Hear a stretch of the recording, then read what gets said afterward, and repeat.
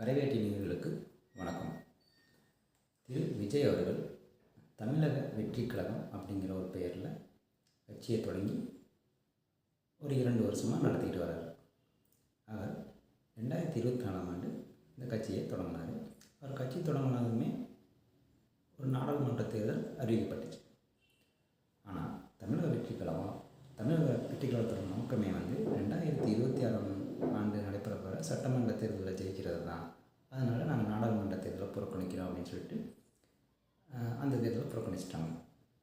இப்போ 2026 வந்துடுச்சு.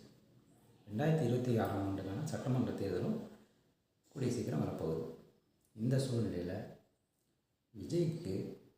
விஜய் முன்னாடி என்னென்ன சவால்கள் இருக்குது, விஜய்க்கு என்னென்ன சாதகங்கள் இருக்குது, விஜய்க்கு என்ன பாதகங்கள் இருக்குது அப்படிங்கிறத இந்த வீடியோவில் நம்ம பார்க்கலாம். விஜய்க்கு இருக்கக்கூடிய முதல் சாதகமான விஷயம் அப்படிங்கிறது என்ன அப்படின்னா, தமிழக அரசியலில் எம்ஜிஆர் மட்டும்தான் தொடர்ந்து 10 வருஷம் முதலமைச்சராக இருந்தார். அந்த சாதனையை முறியடிக்கிறதுக்கு ஸ்ரீ ஜெயலலிதா அவர்களுக்கு 1/4 நூற்றாண்டு காலம் ஆச்சு. அவங்க 2011லையும் 2016லையும் தேர்தலில் ஜெயிச்சு முதலமைச்சரானாங்க. அந்த 2011ஆம் ஆண்டு ஜெயித்த அந்த அதிமுக கூட்டணிக்கு விழுந்த ஓட்டுகள் 52%. அதே சமயம் 2016 அவங்களுக்கு 41% தான் ஓட்டு கிடைச்சிச்சு. என்னதான் அவங்க ஜெயிச்சிருந்தாலும் ஒரு 11% ஓட்டு இழக்கிறாங்க. அதாவது அவங்க ஆட்சிக்கு எதிராக விழுகுது. அப்போ ஒரு அரசாங்கம் என்னதான் நல்லது செஞ்சாலும், என்னதான் நலத்திட்டங்கள் கொண்டு வந்தாலும், ஒரு 5 வருஷம் ஆட்சி செஞ்சு முடிக்கும்போது அந்த அரசாங்கத்துக்கு எதிராக ஒரு குறிப்பிட்ட சதவீத ஓட்டு எதிராக தான் போகுங்கிறது இதன் மூலம் நம்ம தெரிஞ்சுக்க முடியுது. இப்போ இருக்க ஆளுங்கட்சிக்கு எதிராக வரப்போகிற அந்த எதிர்ப்பு ஓட்டுகளை பிரதானமாக இருக்கிற அதிமுகவுக்கு போகணும். அப்படி போகக்கூடிய அந்த எதிர்ப்பு ஓட்டுகளில் ஒரு குறிப்பிட்ட பெர்சன்டேஜ் இந்த வருஷம் விஜய்க்கு வர்றதுக்கு நிறைய வாய்ப்புகள் இருக்குது. இது அவருக்கு சாதகமான முதல் விஷயம். ரெண்டாவது, கிட்டத்தட்ட ஒரு 50 வருஷத்துக்கு மேலேயே அதிமுகவும் திமுகவும் மாறி மாறி தமிழ்நாட்டில் ஆட்சிக்கு வந்துட்டுருக்காங்க. இதனால் அவங்க மேலே நிறைய குற்றச்சாட்டுகள் சொல்கிறதுக்கு காரணங்கள் நிறைய இருக்குது. அவங்க மேலே குற்றச்சாட்டுகள் நிறைய வைக்கலாம்.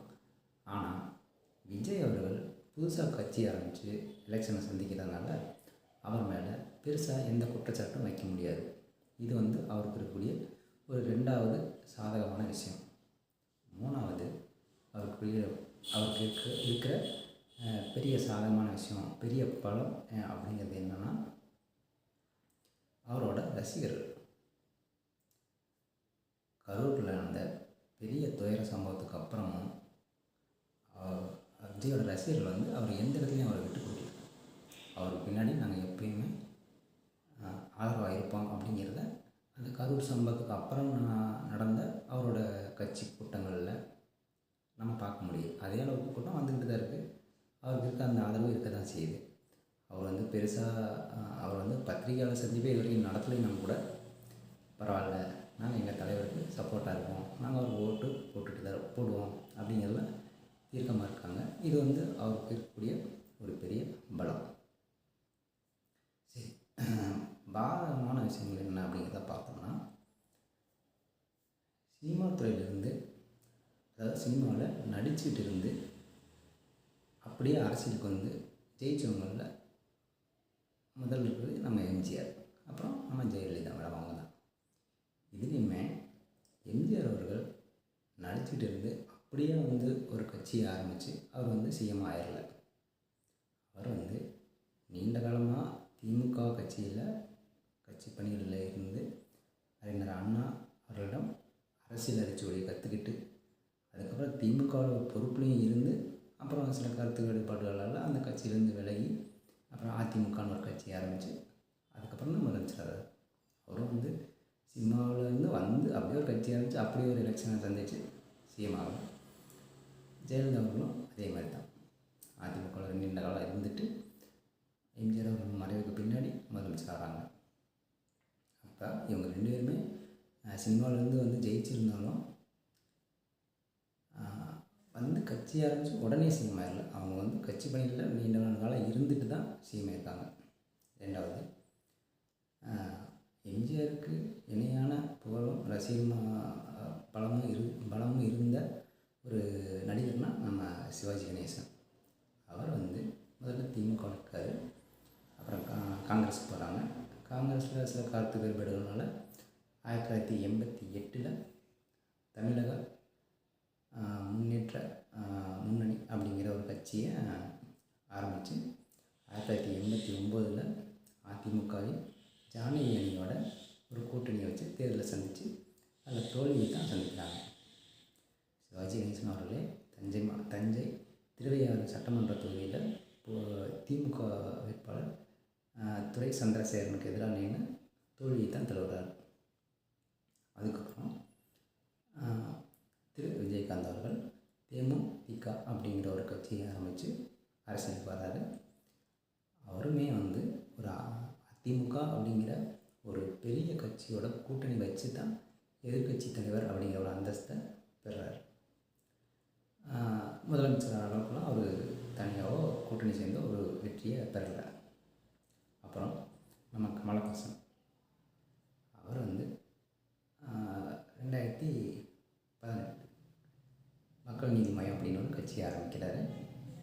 டெல்லியிலேருந்து அரவிந்த் கெஜ்ரிவால் வந்து பார்த்துட்டு போகிறாரு. அவர் மக்கள் நீதி மையங்கிறது வந்து ஒரு ஊழலுக்கு எதிரான ஒரு கட்சி அப்படின்னு ஒரு டேக்கோட அரசியலுக்குள்ளே வர்றாங்க. அவருமே 2019 நடந்த நாடாளுமன்ற தேர்தலில் 40 தொகுதியிலுமே தோற்று தான் போகிறாரு. 2021 நடந்த சட்டமன்ற தேர்தலில் கோவையில் திரு வானதி சீனிவாசன் நடத்திட்ட தோல்வியை தான் சந்திக்கிறார். ஆக சினிமா துறையிலிருந்து அரசியலுக்கு வந்தவங்கள ஜெயித்தவங்களும் தோற்றவங்க அதிகமாக இருக்காங்க. ஜெயித்தவங்களுமே வந்து சினிமா துறையிலேருந்து வந்து அப்படியே கட்சி ஆரம்பிச்சிட்டு அப்படியே உடனே ஜெயிச்சு சிஎம் ஆகிறது. அப்போ இதை வந்து விஜய் அவர்கள் கொஞ்சம் கவனித்து பார்க்கணும். இந்த சினிமாவிலேருந்து வந்து அரசியலில் தோற்றவங்க எதனால் தோற்றாங்க, எதனால் ஜெயித்தாங்க அப்படிங்கிற எல்லாத்தையும் அலசி பார்த்து ஜெயித்தவங்க ஏன் ஜெயித்தாங்கிற காரணத்தை கண்டுபிடிச்சி அந்த வழியில் போனால் அவர் ஜெயிக்கிறதுக்கு நிறைய வாய்ப்புகள் இருக்குது. இல்லைன்னா அது ஒரு பாதகமாக தான் முடிகிறது நிறைய வாய்ப்புகள் இருக்குது. எடுத்தோடனே சிஎம் ஆயிடுவாருன்னு உறுதியாக சொல்ல முடியாத சூழ்நிலை இருக்குது. இது வந்து ஒரு பாதகமான சூழ்நிலை, பாதகமானது. ரெண்டாவது ஒரு பாதகமான எதாவது பார்க்கலாம் அப்படின்னா திமுகவும் அதிமுகவும் அவங்களோட கட்சியோட கட்டமைப்பு வந்து கிராம பகுதி வரைக்குமே வந்து ரொம்ப ஸ்ட்ராங்கானது. இப்போ திமுகவோட ஒரு பூத் கமிட்டியில் 13 மெம்பர் இருப்பாங்க. ஒவ்வொரு பூத் கமிட்டியும் 13 பேர் உறுப்பினர்கள் இருக்கிற அளவுக்கு அது ஒரு பெரிய கட்டமைப்பு கொண்டது. அப்போ தோராயமாக தமிழ்நாடு முழுவதும் ஒரு 8.5 லட்சத்துக்கு மேலான பூத் கமிட்டி மெம்பர்லேயே இருக்காங்கன்னா பார்த்துக்கோங்க. அதிமுகவில் இதுக்கும் ஒரு படி மேலே போய் ஒரு பூத் கமிட்டியில் 23 மெம்பர் இருக்காங்க. கிட்டத்தட்ட பூத் கமிட்டி மெம்பர்ஸே 18 லட்சம் பேர் இருக்காங்க. அப்படி நம்ம கம்பேர் பண்ணி பார்த்தோம்னா இந்த விஷயத்தில் விஜயோட கட்சி வந்து ஸ்ட்ராங்காக இல்லை அப்படிங்கிறது தான் என்னோடய கணிப்பு. பூத் கமிட்டி விஷயத்தில் திமுக அதிமுகவோட கம்பேர் பண்ணும்போது விஜயோட கட்சி கொஞ்சம் வலிமை கம்மியாக தான் இருக்குது. இப்போ இந்த பூத் கமிட்டிங்கிறது சாதாரணமான ஒரு விஷயம் கிடையாது. பூத் கமிட்டி மெம்பர்களும் சாதாரணமான ஒன்று கிடையாது. ஒரு கட்சியோட முதுகெலும்பே வந்து பூத் கமிட்டி தான். இப்போ நம்ம ஒரு எலெக்ஷனில் விஜய்க்கு ஓட்டு போடலாம் அப்படின்னு நினச்சிட்டு பூத்துக்குள்ளே போகிறேன்னு வச்சுக்கோங்களேன். அங்கே இருக்க எங்கள் ஊருக்கார் ஒருத்தர் ஏடிஎம்கேவில் இல்லை டிஎம்கேவில் இருக்காருன்னு வச்சுக்கோங்க. அங்கே ஓட்டு போட போகும்போது தம்பி அப்படின்னு ஒரு கை காமிச்சாருன்னா அந்த இடத்துல என்னோடய மனநிலை மாறுவதற்கு நிறைய வாய்ப்பு இருக்குது. ஒரு டிஎம்கேவுக்கோ ஒரு ஏடிஎம்கேவுக்கோ நான் ஓட்டை மாற்றி போடுறதுக்கு நிறைய வாய்ப்புகள் இருக்குது. அப்படிங்கிறப்ப பூத் கமிட்டியை ரொம்ப ஸ்ட்ராங் பண்ணால் மட்டும்தான் ஜெயிக்க முடியும். இந்த விஷயத்தில் விஜயோட கட்சி கொஞ்சம் திமுகவோட கம்பேர் பண்ணும்போது கொஞ்சம் வலிமை கம்மியானதாக தான் இருக்குது. கட்டமைப்பு கொஞ்சம் பெருசாக இல்லை. 3வது விஷயம், உங்களுக்கு என்னதான்ப்பா கொள்கை அப்படின்னு கேட்குற அளவுக்கு தான் விஜயோட கட்சி கொள்கைகள் இருக்குது. ஒரு 5-6 தலைவர்கள் வந்து அவர் கட்சியின் கொள்கை தலைவர்களாக வச்சுருக்காரு. இதுலேயே ஒரு பெரிய குழப்பம் இருக்குது. அவர்கிட்ட வந்து ஒரு பொலிட்டிக்கல் ஸ்டாண்டு, சரியான ஒரு பொலிட்டிக்கல் ஸ்டாண்ட் எடுக்கிற அளவுக்கு ஒரு அரசியல் கொள்கை வந்து கட்சியோட கொள்கைன்னு ஒன்று சொல்கிற அளவுக்கு பெருசாக எதுவும் இல்லை. நிறைய விஷயங்கள் வந்து ரொம்ப நியூட்ரலாக போயிடுறாரு. அரசியலில் நியூட்ரலாக போகிறது வெற்றிக்கான சூத்திரம் கிடையாது. எப்பயுமே வந்து ஒரு சார்பில் ஸ்ட்ராங்காக நிற்கிறது, ஒரு சார்பாக நிற்கிறது மட்டும்தான் அரசியலில் வெற்றியை கொடுக்கும். இந்த விஷயத்தில் விஜய் வந்து இந்த இடத்துல கொஞ்சம் சர்க்கிட்டாக தான் எனக்கு தோணுது. அவர் வந்து முதல்ல அவரோட கட்சி என்ன கொள்கை அப்படிங்கிறத ரொம்ப ஸ்ட்ராங்காக சொல்லலாம், இன்னும் கொஞ்சம் நல்லாயிருக்கும். இது வந்து அவர் கொஞ்சம் பாதகமாக தான் நம்ம. உதாரணத்துக்கு இப்போ திருப்பரங்குன்றத்தில் நடந்த ஒரு பெரிய பிரச்சனையில் பிஜேபி வந்து என்ன ஸ்டாண்ட் எடுக்கிறாங்க அப்படின்னா, இது வந்து முருகனோட அறுபடை வீட்டில் ஒன்று, இங்கே வந்து நாங்கள் கார்த்திகை தீபம் ஏற்றியே ஆகும் அப்படிங்கிற மாதிரி ஒரு ஸ்டாண்ட் எடுக்கிறாங்க, ஒரு போராட்டம் பண்ணுறாங்க. திமுக வந்து இங்கே மலை பக்கத்துலேயே வந்து மலையிலே வந்து ஒரு தர்காவும் இருக்குது, நீங்கள் அங்கே தீபம் ஏற்றுனீங்கன்னா பெரிய கலவரம் உண்டாகிறதுக்கு வாய்ப்பு இருக்குது அப்படின்னு சொல்லி நீங்கள் தீபம் ஏற்றக்கூடாது அப்படின்னு சொல்லி ஒரு ஸ்டாண்ட் எடுக்கிறாங்க. இந்த இடத்துல விஜய் வந்து என்ன ஸ்டாண்ட் எடுக்கிறாரு, என்ன முடிவு எடுக்கிறாரு, எந்த பக்கம் நிற்கிறாரு, என்ன ஸ்டாண்ட் எடுத்து ஒரு சொல்கிறாருன்றது எந்த ஒரு தெளிவாக எதுவுமே அவர் இந்த சிட்டில் அவர் வந்து ஒரு கருத்துமே சொல்லலை. ஒருவேளை அவர் வந்து தீபம் ஏற்றலாம் அப்படின்னு சொல்லி சொன்னார்னா, டிஎம்கேக்காரவங்க நாங்கள் சொன்னோம் பார்த்தீங்களா, அவர் வந்து பாஜகவோட பி டீம் அப்படின்னு சொல்லி ஒரு நெரேட்டிவ் செட் பண்ணுவாங்க. தீபம் ஏற்றக்கூடாது அப்படிங்கிற மாதிரி சொன்னார்னா, பாஜகவும் ஏடிஎம்கேவும் பார்த்தீங்களா, அவர் வந்து டிஎம்கேவோட பி டீம் அப்படின்னு சொல்லி ஒரு நெரேட்டிவ் செட் பண்ணுவாங்க. அதனால அவர் இந்த மாதிரி விஷயங்களில் வந்து கருத்து சொல்கிறது பயப்படுறாரு. இது வந்து அவருக்கு வந்து ஒரு பாதகமாக தான் போகும். அரசியலை பொறுத்த வரைக்கும் ஒரு ஸ்டாண்ட் எடுக்கணும். ஒரு ஸ்டாண்ட் எடுத்து ஸ்ட்ராங்காக நின்னால் மட்டும்தான் ஒரு பெரிய தலைவராக உருவாக முடியும். ஓகே, இந்த மாதிரி இது வந்து அவருக்கு ஒரு பாதகமானது.